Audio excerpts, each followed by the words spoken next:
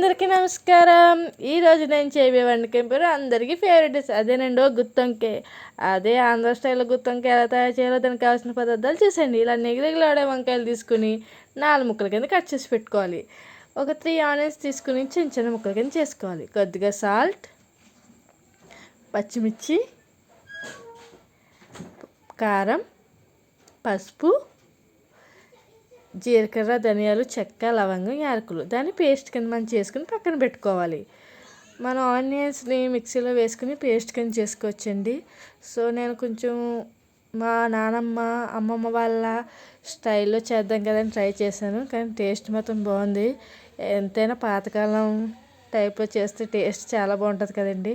So ఇప్పుడున్న మన టైమింగ్లో కుదరక మనం మిక్సీలు గ్రైండర్లు వాడుతున్నాం. సో మీ ఇంట్లో ఇది ఉంటే ఈ విధంగా మనం ఆనియన్స్ని పేస్ట్ కింద చేసుకోండి. సో నేను ఈ విధంగా పేస్ట్ కింద చేసి పెట్టుకున్నాను. ఇలా ముద్ద కింద చేసుకుని మనం ఒక గిన్నెలో తీసుకుని పెట్టుకోవాలండి. మీరు మిక్సీలో వేసుకుని పేస్ట్ కింద చేసి పెట్టుకోవచ్చండి. ఇలా పేస్ట్ కింద చేసి పక్కన పెట్టుకోవాలి. ముందుగా మనం స్టవ్ ఆన్ చేసుకుని కడాయి వేడెక్కేదాకా ఉండి అందులో 3 టీ స్పూన్స్ ఆయిల్ వేయాలండి. ఆయిల్ వేడెక్కిన తర్వాత మనం కట్ చేసి పెట్టుకున్న వంకాయలను వేసి బాగా వేపుకోవాలి, బాగా ఫ్రై చేసుకోవాలి. మనం వంకాయలు కట్ చేసి చూసుకోవాలండి, అందులో పురుగు కానీ ఏదైనా పాడైనవి ఉంటే తీసి పక్కన పెట్టుకోవాలండి. సో ఇలా ఒక 10 నిమిషాల పాటు మూత పెట్టి బాగా మగ్గనివ్వాలి. వంకాయలు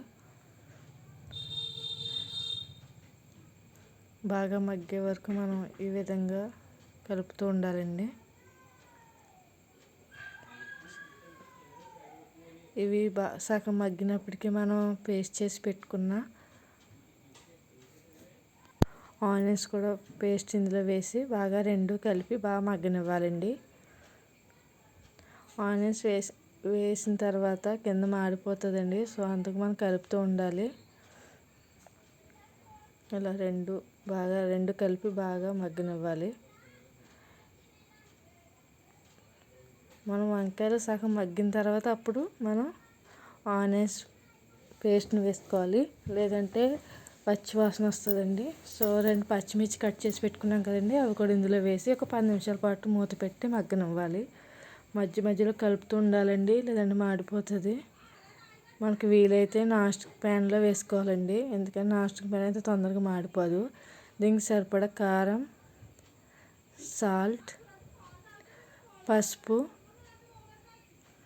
మనం పేస్ట్ చేసి పెట్టుకున్న మసాలా వేసి బాగా కలుపుకోవాలండి. ఇది బాగా కలిపిన తర్వాత మనకి కొద్దిగా వాటర్ తీసుకోవాలండి.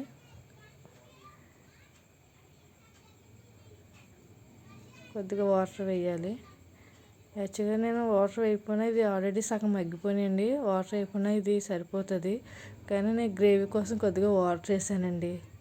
ఎందుకంటే వంకాయలు చాలా ఫ్రెష్, అలాగే ఏ మందులు పెట్టకుండా పెంచిన మొక్కల నుంచి తెచ్చినాయి, అంటే మా తోటలోంచి తెచ్చినవి. సో చాలా ఫ్రెష్. సో అంత కాబట్టి తొందరగా మగ్గిపోతాయి. సో కర్రీ అయిపోయిందండి. సో దీన్ని మనం కొద్దిగా కొత్తిమీర వేసి సర్వ్ చేసుకుంటే అయిపోద్దండి. సర్వ్ చేసుకుని గుత్తొంకాయ కూర ఇది వండుతుంటేనే ఎప్పుడు తినాలా అనిపిస్తుంది, అంత అలా ఉంది. టేస్ట్ అదిరిపోయిందండి. సో మీ ఇంట్లో కూడా తయారు చేయండి. మా వంటలు మీకు నచ్చితే లైక్ చేసి సబ్స్క్రైబ్ చేయండి. సో గుత్తొంకాయ కూర ఎలా ఉందో కామెంట్ చేయండి.